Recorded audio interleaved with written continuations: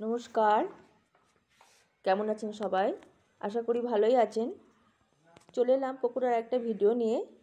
আজকে দেখাবো পকুর এই পায়ের লোমগুলো বেড়ে গেলে সেইগুলোকে আমি কীভাবে কাটিং করি এবং এইগুলো লোমগুলো থাকলে ওদের কী সমস্যা হয়।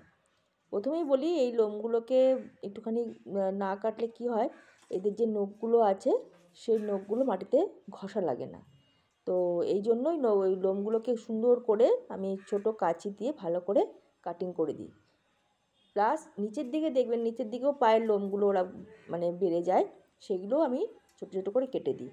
তাতে কি হয়, ওরা মাটিতে যখন হাঁটে বা দৌড়াদৌড়ি করে তাতে নখগুলো ঘষা লাগে, নখগুলো অনেকটা ক্ষয় হয়, ফলে নখটা অতটা কাটতে হয় না। বাচ্চাদের দেখুন তো, নখ কাটার সময় ভীষণই ওরা ব্যথা পায়। তো ওই জন্য যতটা ওরা দৌড়াদৌড়ি করে নখটা ক্ষয় করে ততটা সেটাই নাকি ভালো।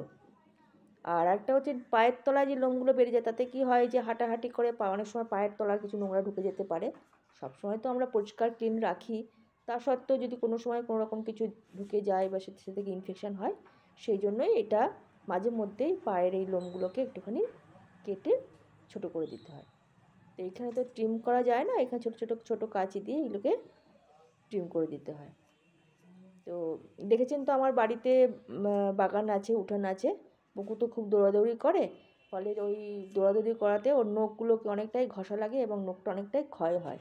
এই জন্যই আমি এই পায়ের লোমগুলোকে কেটে দিই। তো যাই হোক, আমার এটাই আপনাদের সঙ্গে শেয়ার করার ছিল, সেই জন্য এই ভিডিওটা আমি শেয়ার করলাম। আর একটা কথা বলার, যে আমি ভিডিওতে কোনোরকম দেখুন এডিটিং না করেই আমি নিজের আপনাদের সামনে প্রেজেন্ট করি। তো যাই, ওই জন্যই যদি আমার কোনো ভুল ত্রুটি হয়ে থাকে আপনারা নিজে মনে ক্ষমা করে দেবেন। আমি কোনো রকম এডিটিং করি না, জাস্ট আমি ভিডিওটা করি আর আপনাদের সঙ্গে আমি শেয়ার করে দিই, এটুকুই আপনাদের সঙ্গে বলার আছে। আর আরেকটা কথা হচ্ছে, ভিডিও দেখুন আমি তো নিজে একা করি।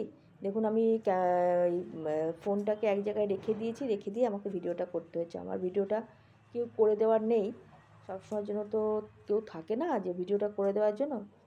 তাই জন্য আমি আপনাদের কাছে আবারও বলছি, যদি আমার ভিডিও দেখতে কোনো রকম সমস্যা হয় একটু প্লিজ ক্ষমা করে দেবেন।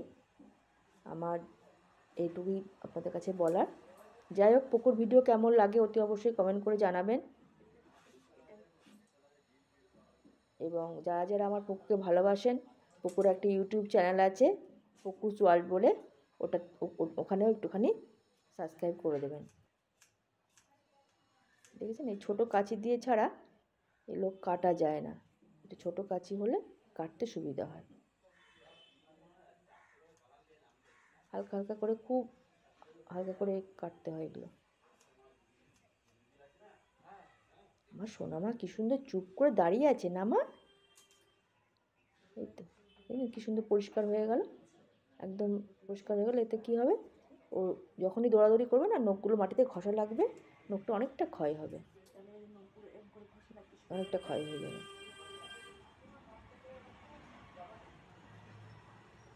ব্যাস, খুব ধৈর্য ধরে কাটতে হবে।